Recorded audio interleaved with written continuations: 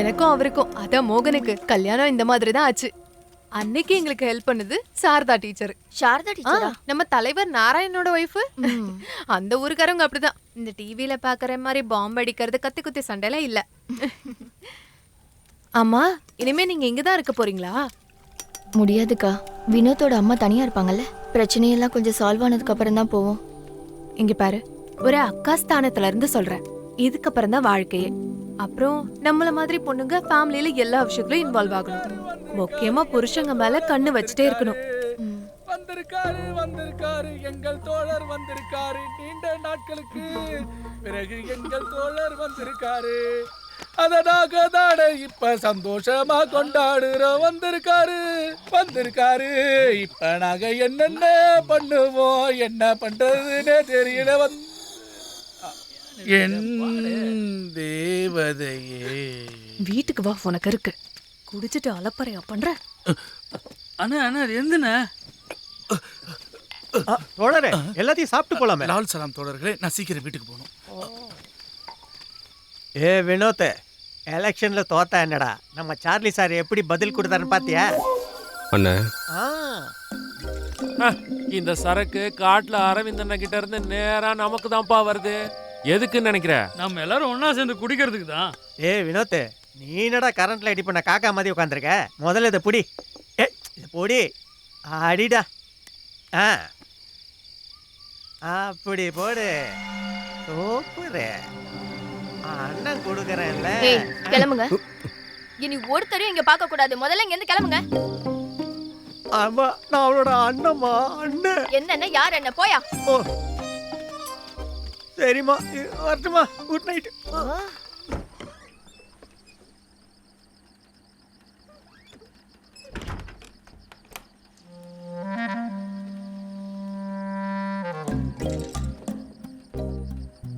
நான் தான் காரணம்.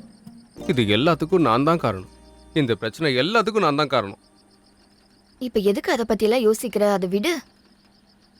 அது இப்ப கிளம்புனா கூட காலையில அங்க போயிடலாம். நான் கூட்டிட்டு போறேன். யாருக்கும் எதுவும் தெரியாது. தல, அதான் டென்ஷன் ஆகாதன்னு சொல்றேன்ல, அதை விடு. நமக்கு ரெஜிஸ்டர் மட்டும் தானே இருக்கு. நமக்கு வேற எதுவும் நடக்கலையே. நான் வேணா பக்கத்து ரூம்ல படுத்துக்குவா?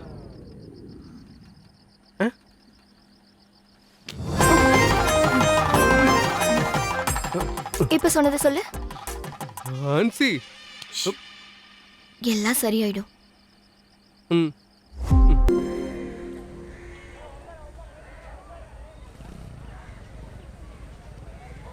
லைவ் ஆரம்பிங்க. தோழர்களே, ரத்தத்தால இதிகாசம் எழுதின நூத்துக்கணக்கான ரத்த சாட்சிகள் நம்ம கடந்து வந்த பாதையில இருக்கு. நியாயமான போராட்டங்களை நம்ம என்னன்னைக்கும் நடத்தணும்.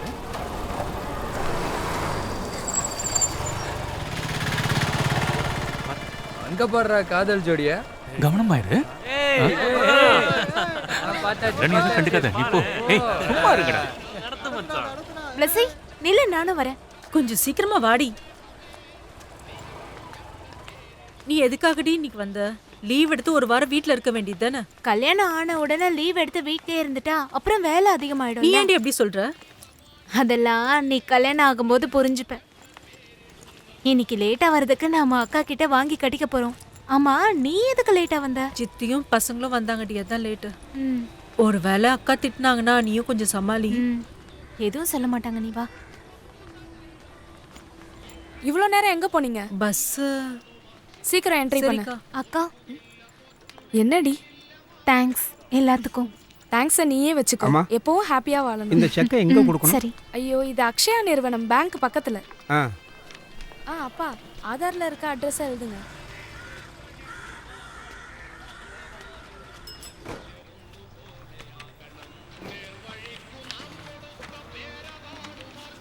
ஏமா 17-15 அந்த ஃபைலை எடுத்து வைக்க சொல்லி உனக்கு எவ்வளவு நேரம் ஆகுது? இங்க என்ன விளையாடிக்கிட்டு இருக்கீங்களா? அது சத்தம் போட்டு எந்த பிரயோஜனம் இல்லை செக்ரட்டரி. வினோத் அண்ணா வந்தாதான் எதா இருந்தாலும் தேடி எடுக்க முடியும். அவனை தான் நான் காலையில பார்த்தனே. அதெல்லாம் எனக்கு தெரியாது. அந்த விஜய் அண்ணன் கூட அவனை நான் பார்த்தேன். ஒருவேளை அவன் கூட போயிருப்பான். எங்க? இது என்னன்னு பாருங்க. இவன் எங்க போய் தொலைஞ்சான் தெரியலையே. விஜயண்ணா, விஜயண்ணா கையடுறா. கோச்சிக்காதீங்கண்ணா. பேங்க்ல எனக்கு தலைக்கு மேல வேலை இருக்கு. அந்த செக்ரட்டரி என்ன கடிச்சே தின்றுவாரு. அது அந்த பேங்க் அவ்வளோ பெரிய பேங்க் இல்லைனாலும் நான் அங்கே தானே வேலை பார்த்துட்டு இருக்கேன். அதெல்லாம் சரி, ஆனால் இங்கே இருக்கிற வேலையெல்லாம் மறந்துடக்கூடாதுல்ல. அதெல்லாம் ஒன்றும் மறக்கல விஜயண்ணா. ஆனால் இந்த மேட்டரில் நீங்கள் என்ன கம்பல் பண்ணாதீங்கண்ணா. தம்பி, கட்சி கேட்கறதுனால தானே உன்னை தேர்ந்தெடுத்திருக்காங்க. இது ஒன்றும் அவ்வளோ பெரிய விஷயம் இல்லை. நீ கூட நின்னா மட்டும் போதும். 26ல் 16 ஓட்டு நமக்கு தான். அப்புறம் நீ செக்ரட்டரி, எல்சி செக்ரட்டரி. ஐயோ, எல்சி செக்ரட்டரியா? அதுக்கு நீங்கள் வேற ஆளா பார்த்துக்கோங்க. அது மெதுவா பேசுறா. ஜில்லா செக்ரட்டரி எனக்கு நேரடியாகவே கால் பண்ணி சொன்னார் உனக்கு சீட்டு கொடுக்கறதுக்கு. பழசு எதுவும் மறக்கலல்ல, எல்லாத்தையும் மறந்து கட்சியே உன்னை நாமினேட் பண்ணியிருக்கு. அது உன் மேல பாசெல்லாம் கிடையாது. அப்புறம் ஒருத்தரை வெளியில அனுப்பணும். யாரு?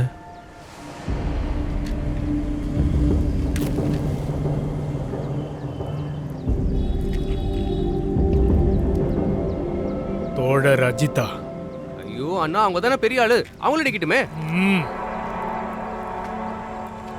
இது கட்சியோட முடிவு. அப்படி தனிப்பட்ட முறையில் தீர்மானம் எடுத்தா எப்படி சார்? வேண்டாம் மிஸ், உட்காருங்க. சும்மா இருங்க மிஸ். இதை பற்றி பேசி முடிவெடுக்கிறதுக்காக தானே நம்ம எல்லாரும் ஸ்டாஃப் மீட்டிங்னு இங்கே வந்து உட்காந்துருக்கோம். பசங்க சண்டை போடும்போது அதை தடுத்து பிரித்து விடாமல் வேடிக்கை பார்த்து எத்தனையோ சார்ஸ் இங்கே உட்காந்துருக்காங்க. முதல்ல அவங்களுக்கு அகேன்ஸ்டாக தான் ஆக்ஷன் எடுக்கணும். உங்களால் பண்ண முடியுமா? முடியாது சார். ஏன்னா அடுத்த நாள் அந்த சேர்ல இருக்க மாட்டீங்க. பசங்க சண்டை போடுறதுக்கு சாருங்க என்ன பண்ண முடியும்? ரிசைன் பண்ணிட்டு வீட்டில் உட்காருங்க. இப்படி பசங்களுக்கு நடுவில் சண்டை மூட்டி விடக்கூடாது. அதையும் மீறி நாளைக்கு நீங்கள் அவங்க மேலே ஆக்ஷன் எடுக்கிறதா பிளான் பண்ணீங்கன்னா இந்த கம்ப்ளைண்ட்டை பற்றி நான் இங்கே பேச மாட்டேன். ஆன்சி மிஸ், கொஞ்சம் நில்லுங்க, நான் சொல்கிறத கேளுங்க. அப்பனுக்கு ஏற்ற பொண்ணு. டேய் மிஸ் பண்ணிட்டாங்கடா. பிரின்சிபலுக்கு அப்பாலஜி லெட்டர் எழுதி கொடு. Okay ma'am. இதுக்கப்புறம் அடிதடி சண்டை எங்கேயாச்சும் பார்த்தானு முடிவிட்ட சொன்னேன்ல. எப்போ வெட்டுவேன்? இன்னைக்கே வெட்டிடுறேன் மேம். அந்த அப்பாலஜின்னு சொன்னீங்களே அப்படின்னா மன்னிப்பு கடிதம்டா. சரி சரி கொடுக்குறேன். இருந்தாலும் நீ சூப்பர். சார் முன்னாடி சூப்பரா பேசினப்போ. தைரியம் இருந்தா நீங்களே பேச வேண்டியதானே. நீ வரியா? ஒண்ணா போலாம். என்ன கூப்பிட ஒருத்தர் வராரு. ஓ சரி சரி, நான் போயிட்டு வரேன்.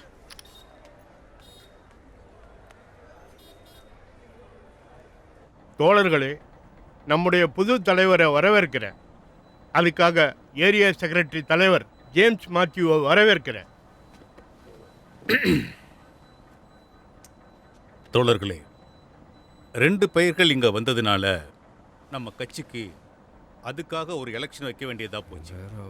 மொத்த 24 ஓட்டுல 13 ஓட்டுகளை வாங்கி இப்ப நடந்த எலெக்ஷன்ல வெற்றி பெற்றது நம்ம கட்சியில் இருக்கிற தோழர் அஜிதாவை லோக்கல் கமிட்டி செக்ரட்டரியா தேர்ந்தெடுக்கிறோம். லால் சலாம் தோழி. தோழர் அஜிதாவை நன்றி உரைக்காக இங்க பேச அழைக்கிறேன். வாங்க. இன்குலாப் சிந்தாபாத், இன்குலாப் சிந்தாபாத், இன்குலாப் சிந்தாபாத், இன்குலாப் சிந்தாபாத், இன்குலாப் சிந்தாபாத். எனக்கு கட்சி பாரம்பரியமும் கிடையாது, என் அப்பா கட்சியிலும் இல்லை. ஃபேஸ்புக்கில் கவர் பேஜ் போட்டு கையிலையும் டிஷர்ட்லையும் ஃபோட்டோவை வரைஞ்சிக்கிட்டு பண்ணுற போராட்டங்களை பார்த்து ஒன்றும் நான் இந்த முடிவு எடுக்கல. வறுமை கோட்டுக்கு கீழே இருக்கிறவங்களுக்கும் யாருமே இல்லாதவங்களுக்கு துணையா நிற்கிற இந்த கட்சியை பற்றி நிறைய விஷயங்களை படிச்சதுக்கு அப்புறம் தான் நான் இங்க வந்து நிக்கிறேன். அதனால கட்சி எனக்கு கொடுத்த இந்த பொறுப்பை நான் பொறுப்பேற்றுக்கிறேன். அது சரி, அந்த ஜில்லா செக்ரட்டரி கிட்ட என்ன சொல்றது?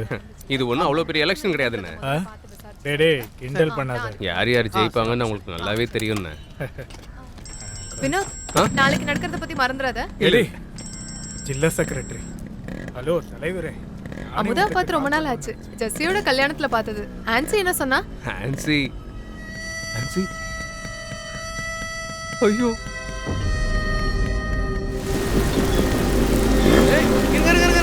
நான் இப்போ திரும்ப வந்துடுறேன். சீக்கிரம்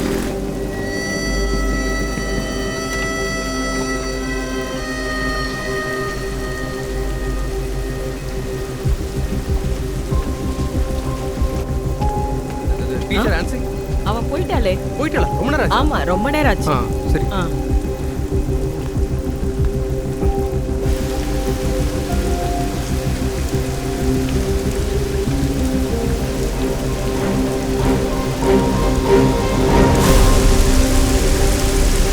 ஆன்சி ஆன்சி நீ வா போலாம்.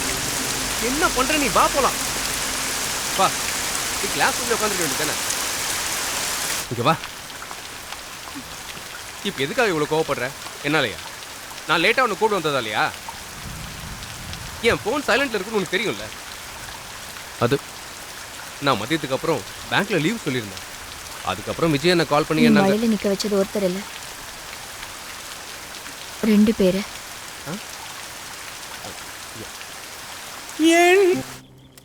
பாத்துமா கைய சுட்டுக்காத.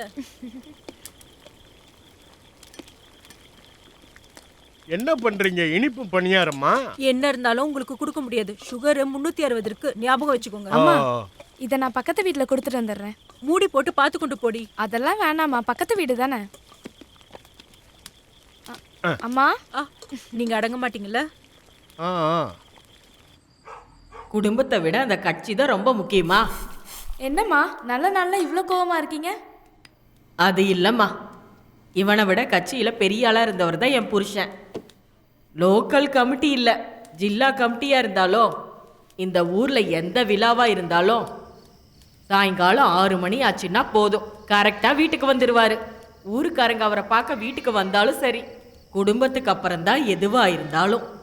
அது இவனுக்கு எப்படி தெரியும்? தள்ளி உக்காருடா. பெருசா பாசமா பாத்துக்கிறாரா. அம்மா இத புடிமா.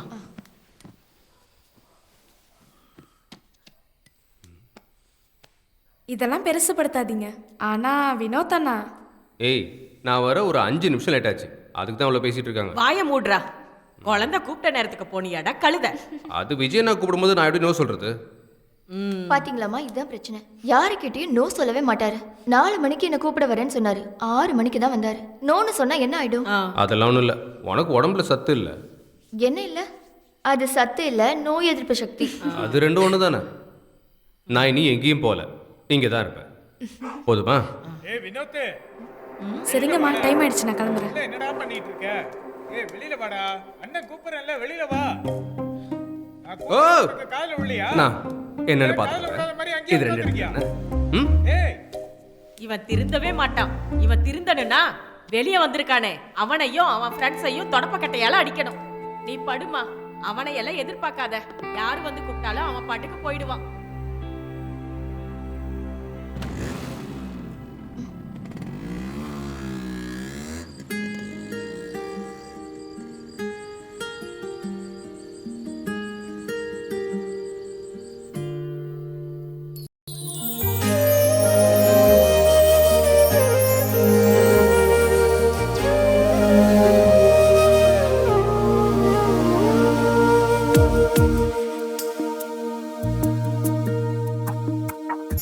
மகளே,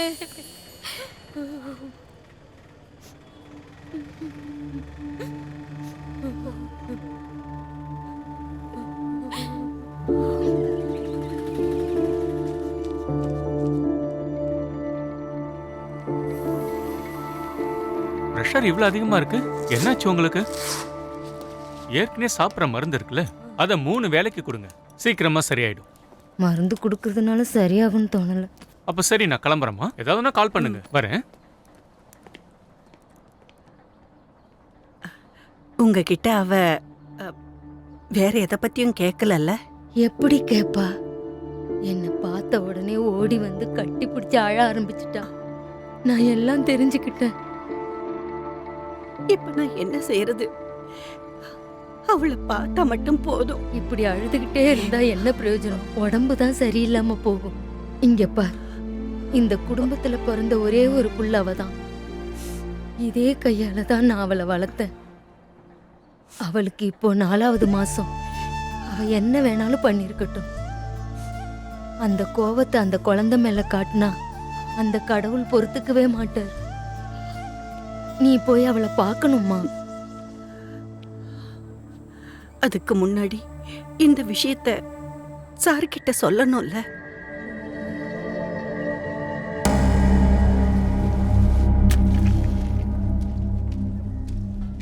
பாத்தியா, அப்பனுக்கு பிள்ளை தப்பாம இருக்கான். பத்த வச்சு இழுக்கிறத பாத்தியா? இவரு அட நம்ம பாண்டியன் பையன். போன வாரம் தான் சாரோட டிரைவரா வந்தான். உன் பேர் என்னப்பா? ஜெரிக். போடுறத. அப்பா எப்படி இருக்காரு? அவருக்கு இப்ப ரொம்ப உடம்புக்கு முடியல. அப்புறம் இந்த சிகரெட்டு வயசாயிடுச்சுல்ல. சார்லி சார் கூட சேர்ந்து 30 வருஷத்துக்கு மேல இருக்கும்ல. 32. தாத்தா தானே சார் கூட இருந்தாரு. அவரு போன அப்புறம் தான் அப்பா டிரைவரா வந்தாரு. அப்புறம் சார்லி சாருக்கு டிரைவரா இருக்கிறது எப்படி இருக்கு? உண்மையை சொல்லணும்னா ஆரம்பத்துல நான் ரொம்ப பயந்தேன். அப்புறம் போக போக தான் சாரை புரிஞ்சுக்கிட்டேன். பாவம் அப்பாவி சார். பதில முதல்ல சொல்லுங்க. மக்கள் கிட்டயும் மீடியா கிட்டயும் நீங்க எவ்வளவு ஒளிஞ்சு ஓடனாலும் இங்க கட்சியில நீங்க பேசிதான் ஆகணும். ஏன்னா இங்க கேள்வி கேட்கறது எம்எல்ஏ சார்லி மட்டும் இல்ல, கட்சி பிரசிடென்ட். சார்லி சார், நிறைய பிரச்சனை போய்கிட்டு இருக்கு. இந்த நேரத்தில் இது வேணுமா? இப்படி நமக்குள்ளேயே மாறி மாறி கேள்வி கேட்டுக்கிட்டு இருந்தா கேள்வி கேட்கணும் சார். மத்திய அமைச்சர் பதவியில ஆட்சி பண்றேன்னு சொல்லிட்டு எம்எல்ஏ பதவியை ராஜினாமா பண்ணிட்டு டெல்லிக்கு போனவங்களாம் எங்க போனாங்க? அவங்க போன அசெம்பிளி மண்டலத்துல நடந்த தேர்தல்ல 6ல் 5 இடத்துல தோல்வி மட்டும்தான். அதுல யாரு நாமினின்னு எல்லாரும் ஞாபகம் வச்சுக்கிறது நல்லது. அப்புறம் ஜானி சாரோட 9 எம்எல்ஏக்கள் சப்போர்ட் இல்லாம இந்த அரசாங்கம் ஒரு அடி முன்னாடி போக முடியுமா? நம்ம எம்எல்ஏவில் யாராவது 3 பேரு ஒன்னா சேர்ந்தா போதும், அப்பவே இந்த அரசாங்கம் கீழே விழுந்துடும். அதனால இந்த தோல்வியோட மொத்த பொறுப்பையும் சிஎம் தனியாவே பார்த்துக்கணும். அப்படி எல்லா பொறுப்பையும் சிஎம்மோட தலையில எப்படி வைக்க முடியும்?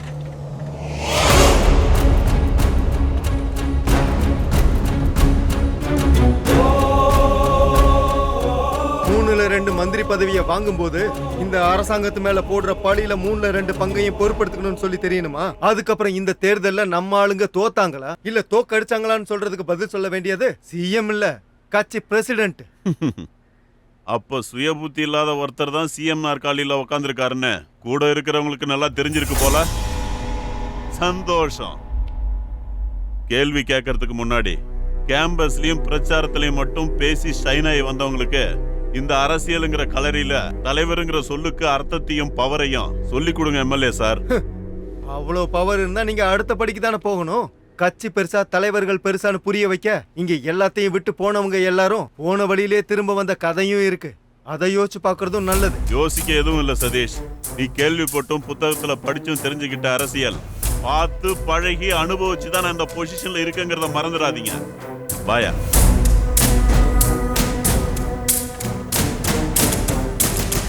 அரசியல்ல எக்ஸ்பீரியன்ஸ்ங்கிற வார்த்தைக்கு அதிகாரம்னு இன்னொரு அர்த்தமும் இருக்கு. அதையும் ஞாபகத்துல வச்சுக்கிறது நல்லது.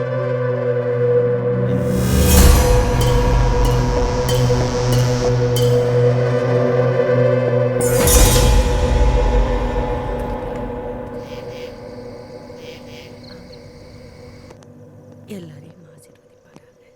ஆமென். எங்கள் கர்த்தாவே எங்கள் குடும்பத்துக்கு நிம்மதி கொடுப்பீராக.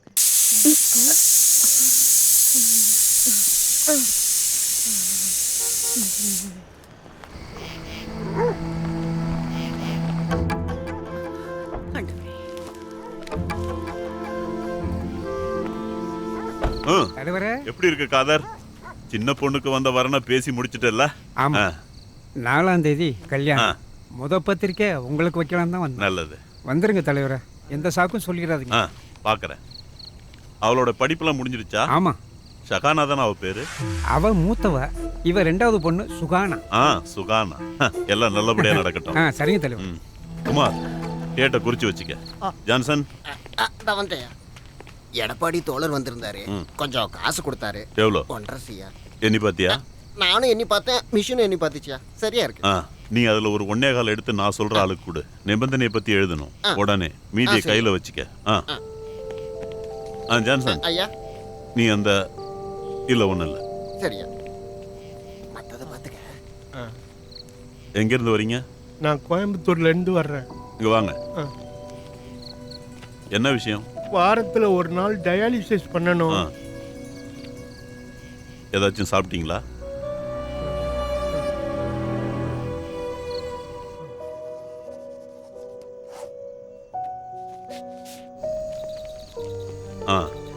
சாப்பிட்டீங்களா?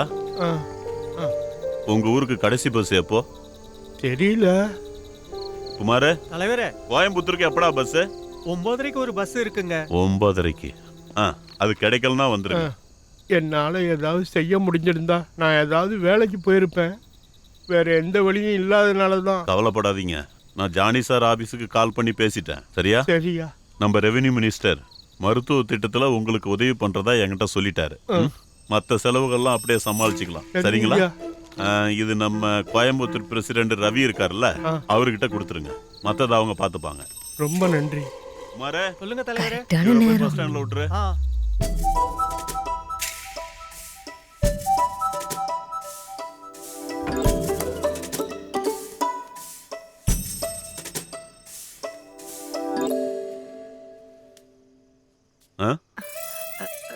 தண்ணி. அப்ப சாப்பிட எதுவும் இல்லையா? சாப்பிட எடுத்து வைக்கவா?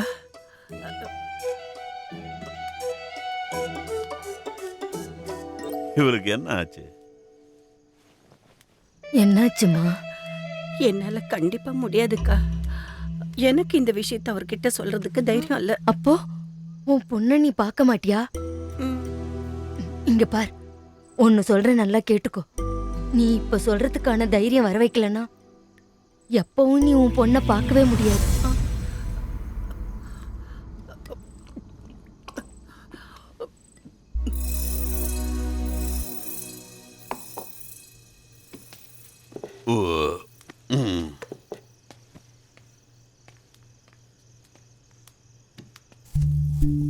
பேசு பேசுனா. நம்ம ஆன்சி மாசமா இருக்கா. ஹாஸ்பிட்டல்ல ரீத்தாம்மா பார்த்துருக்காங்க. அவளுக்கு இப்ப 4வது மாசம். அதுக்கு நான் என்ன பண்றது? ஊர்ல இருக்க எவ்வளவுக்கோ வயித்துல குழந்தை பிறந்தா அதுக்கு நான் என்ன பண்ணணும்? அவளை தேடி போகணுமா? இனி இது சம்பந்தமா பேசிக்கிட்டு என் பக்கத்துல வந்த அவ போன வழியில நீயும் போயிடு. விசேஷமா இருக்கலாம், விசேஷம்.